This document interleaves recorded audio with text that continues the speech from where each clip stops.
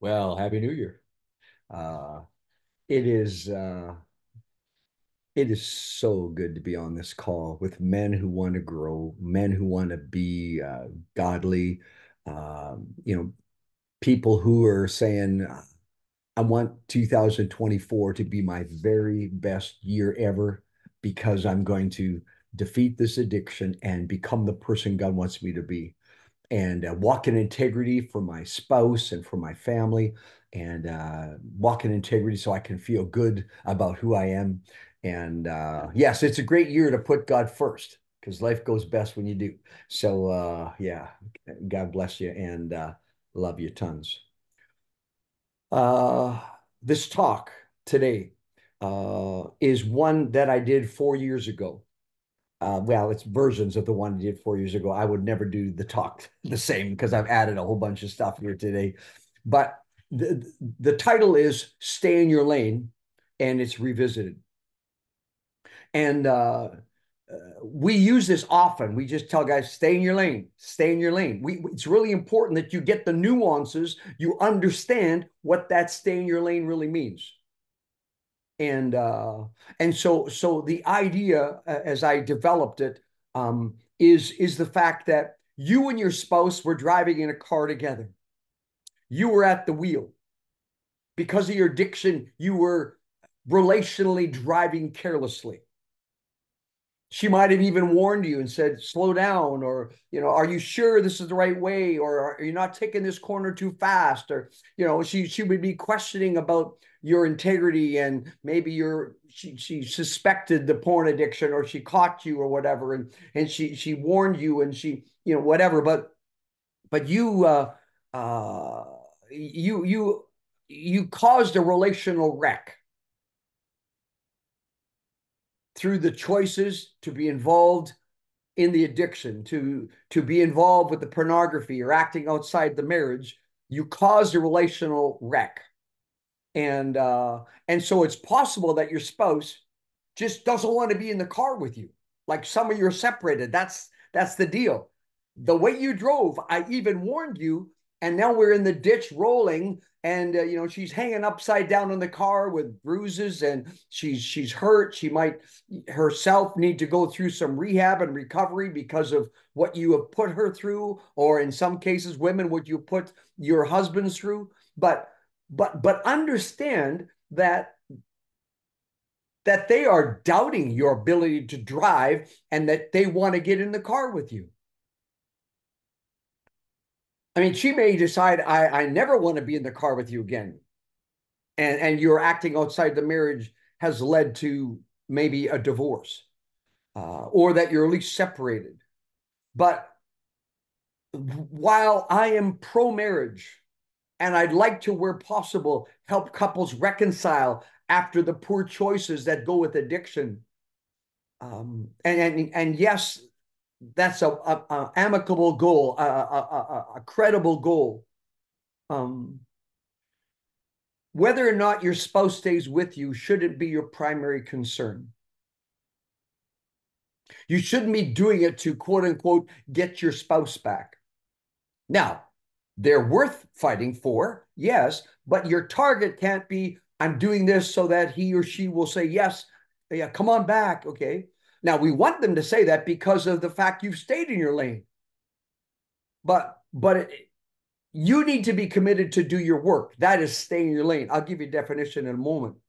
But you see, right now, you guys may be in separate vehicles. Matter of fact, she may be pulled over to the side of the road and in another car, and you're just having to go ahead and she's going to see whether this is consistent or you're just going to, go for a little joyride for a bit and it's not really consistent. She may be actually in the other lane going the other direction away from you because you've caused so much hurt. Um, so it's really important that you as a recovering entity, you as a recovering addict, you as a recovering person in the marriage, that you don't try to control her, convince her, or convict her that she should stay with you, that you should stay focused on becoming the person God wants you to be. Stay focused on getting clean. See, you've blown it badly. You caused this relational car accident.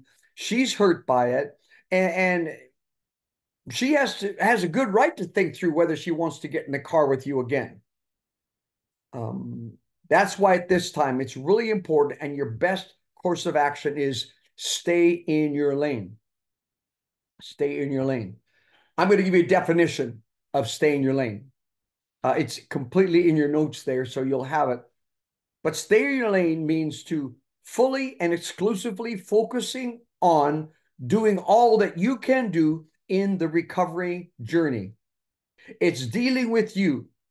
It is fully putting the effort to do whatever it takes and even more to overcome the addiction.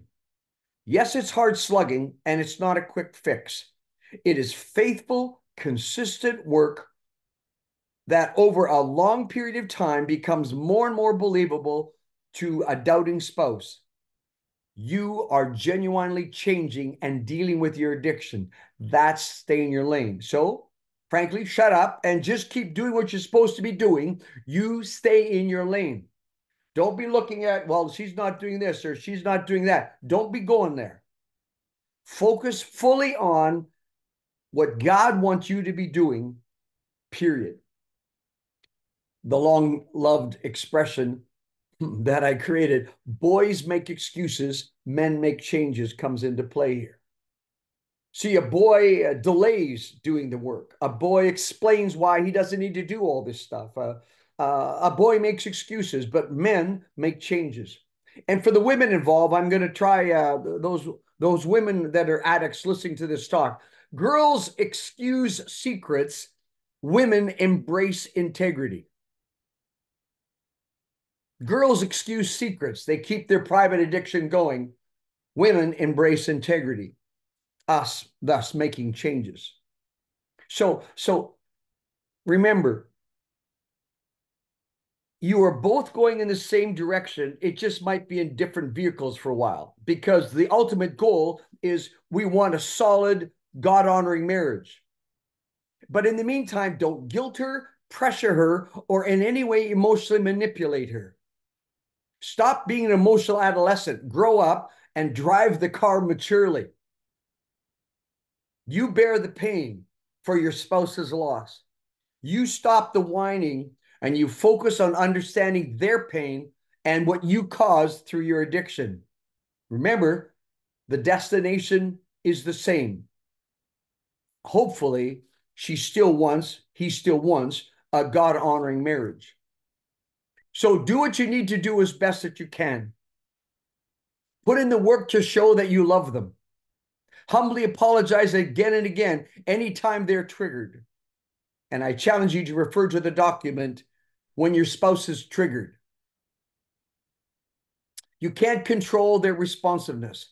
After all, why should they trust you? Leave her to her journey. Leave your spouse to their journey. You travel your journey. You stay in your lane.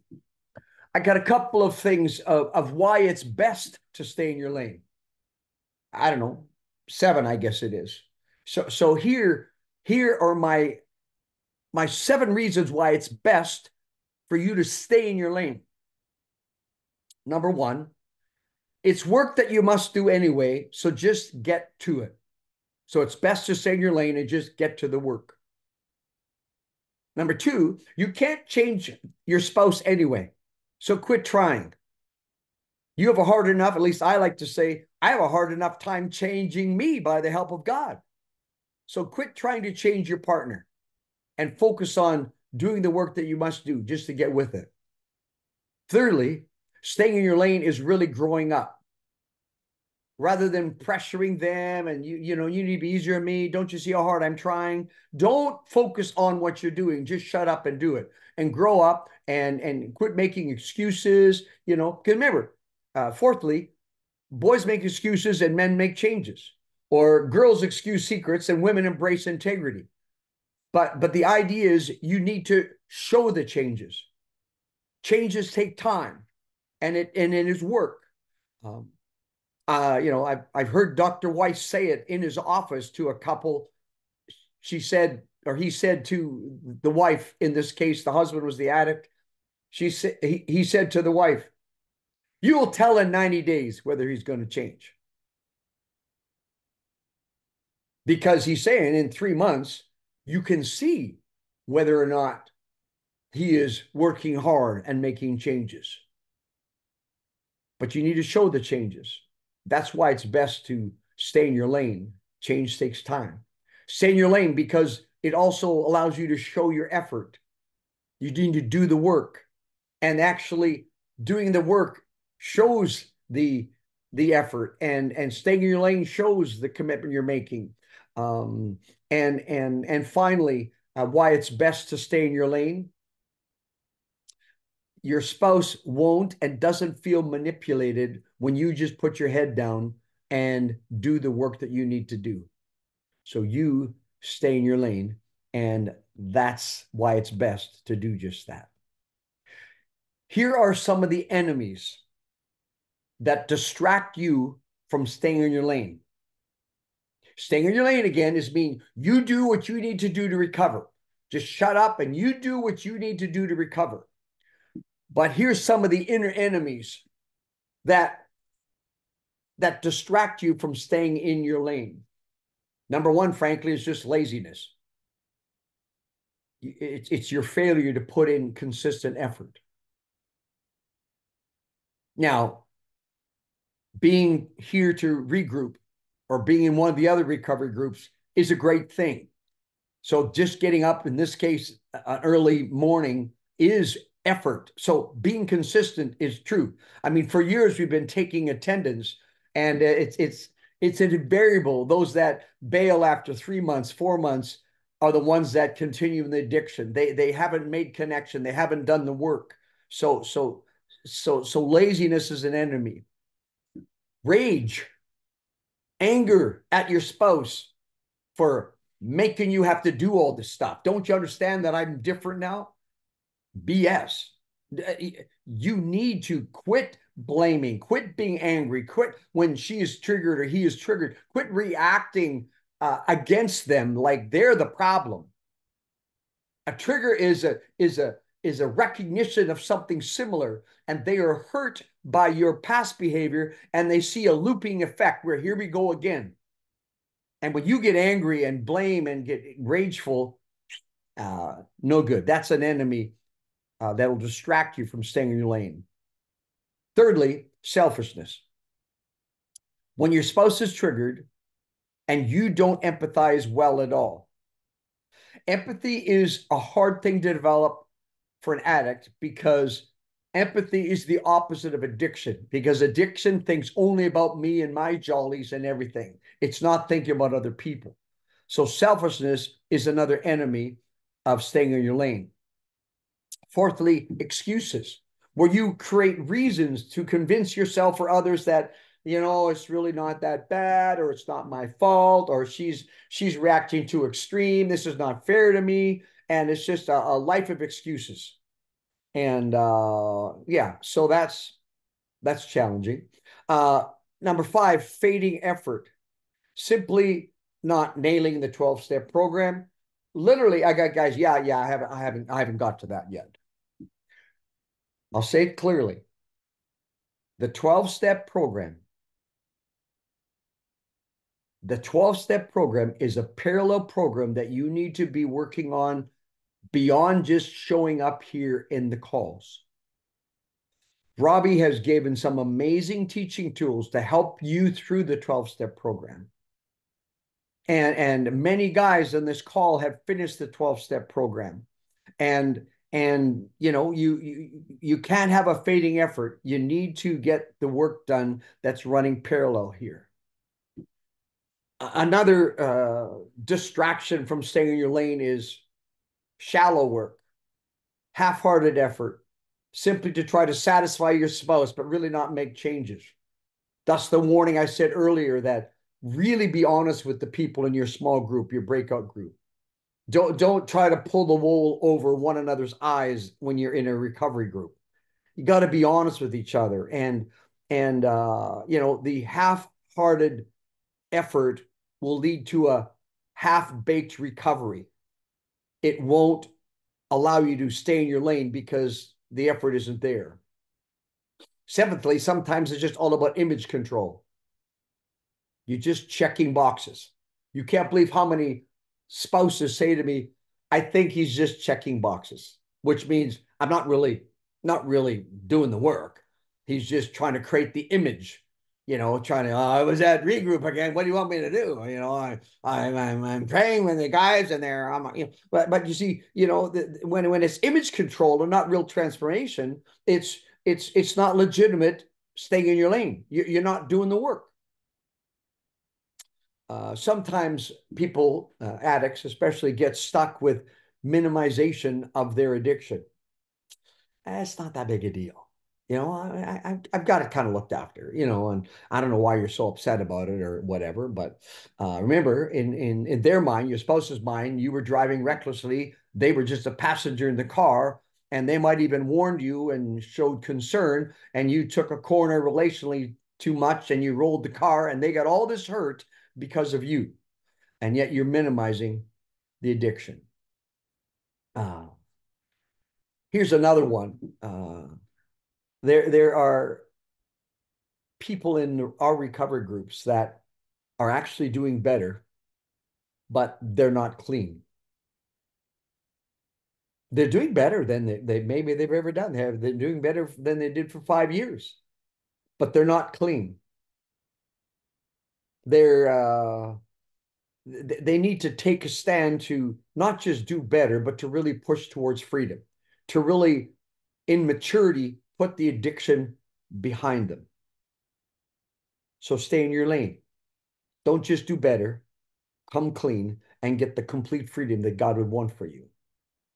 And finally, one of the biggest enemies for not staying in your lane, that distracts you from not staying in your lane, is where you don't surrender fully to the Lord, to live with a soft heart towards Him and towards your spouse.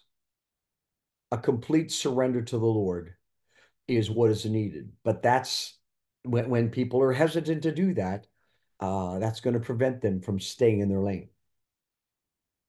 Um, I have some just two verses from Hebrews chapter 12, verses 1 and 2. And I might even throw verse 3 in for your encouragement.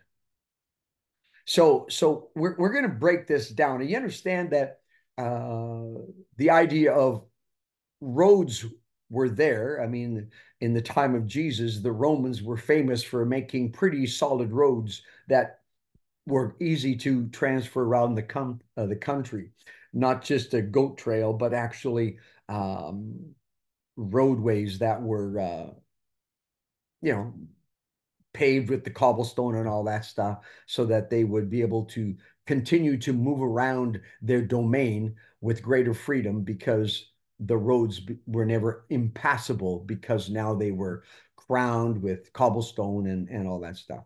But beyond that, there obviously was no vehicles. So stay in your lane, as we talk about it, as you see in the pictures there of a double lane highway with dotted lines and all. Yeah. But keep in mind that this here is a wonderful application of stay in your lane. Hebrews chapter 12 reads like this. And therefore, since we're surrounded by such a great cloud of witnesses, the cloud of witnesses are your band of brothers or the other people in your recovery group, your families, your friends, your accountability partners, your pastors, your people from your church. You are surrounded by a great cloud of witnesses, people who are observing your recovery. All who know are watching to see how you do. And I would say, especially your spouse. Since you're surrounded by this great cloud of witnesses, says this: throw off everything that hinders. Get rid of everything that will impede your recovery. I mean, I think it's at my office, not here, but I actually, oh no, it's right here. Isn't that cute? Little pink flip phone. Of course, we're all wanting, the latest and the greatest, Apple or whatever, Android of some sort. But this is available if you're struggling and you're getting distracted by with your phone going to questionable places, you can put your SIM card in this for a while, and you can basically text and make phone calls. Throw off everything that hinders. If this is the device that hinders you, then get rid of it for a while. Uh, and or take the data off, or obviously get the covenant eyes on. But whatever's impeding your recovery, throw off everything that hinders you. I mean, the illustration, of course, back in those days, in the Greco-Roman games, that was the precursor for the Olympics. Went way back to the time of the Greeks and Romans, and of course, there was competition and races for millennia in life. But the racers would strip off right down to their undergarments, as it were, to run the race. They wouldn't run in their boots, as it were. They wouldn't run with their robes around them. They would throw off anything that hinders them from running their race, for staying in their lane and doing well. So it says, throw off everything that hinders you, anything that will impede your recovery, and the sin that so easily entangles you. We all have our own sinful attitudes and actions. That you and I have certain things that are our problems, certain things that are our liabilities, certain things that are our habits, certain things that are our sinful attitudes, mental cognition, actions, behaviors, and we need to throw off everything that hinders, and we need to throw off the sin that entangles us. If that means that you can't go to certain restaurants anymore, then don't. If that means you can't browse online without your spouse being in the room, then whatever it takes, throw off everything that hinders and the sin that so easily entangles you. And then run with perseverance the race marked out for you. That is clearly stay in your stinking lane.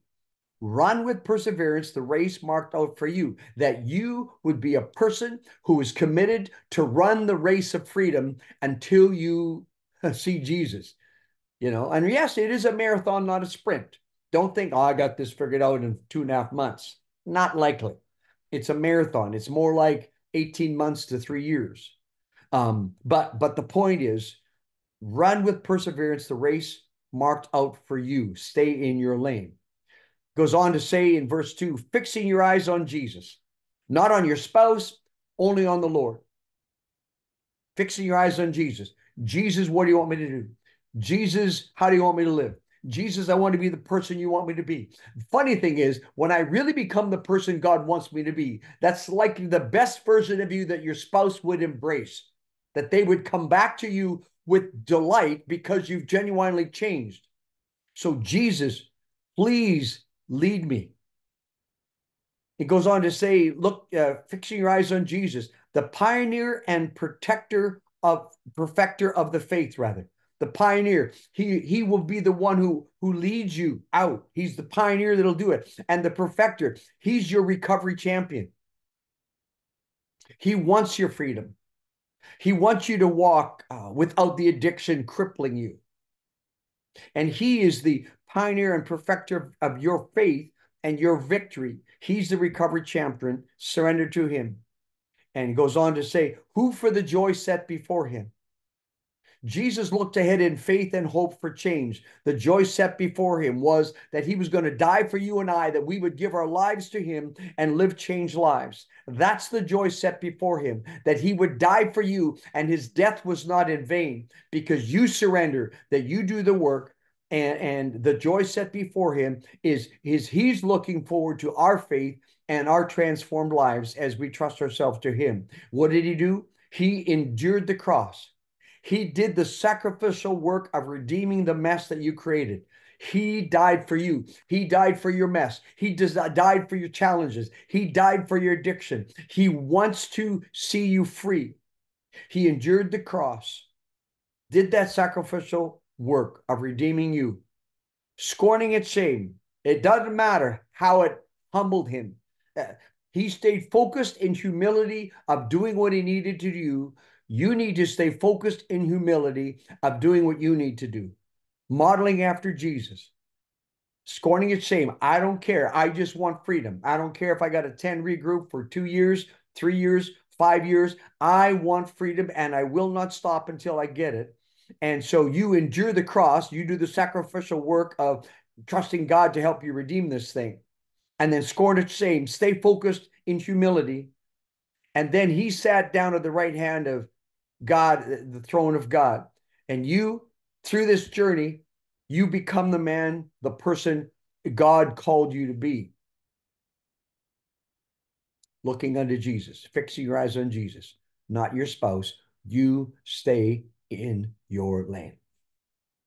So when we say stay in your lane, we're saying do the work that you need to do. Do the work that you've heard about. Don't measure what your spouse needs to be doing. Don't talk about what they need to be doing. You do the work. You stay in your lane. You focus on your stuff. That doesn't mean be callous and treat them poorly. Not at all. But have eyes focused on the things that you need to be working on, not what they should be doing different. Don't be coaching your spouse on how he or she should be doing in their recovery. You get a good accountability partner and a great group of people around you in your small group who call you to greatness to become the person God wants you to be. You stay in your lane, stay in your lane, and do the work that God wants you to do to become a person of freedom. All right.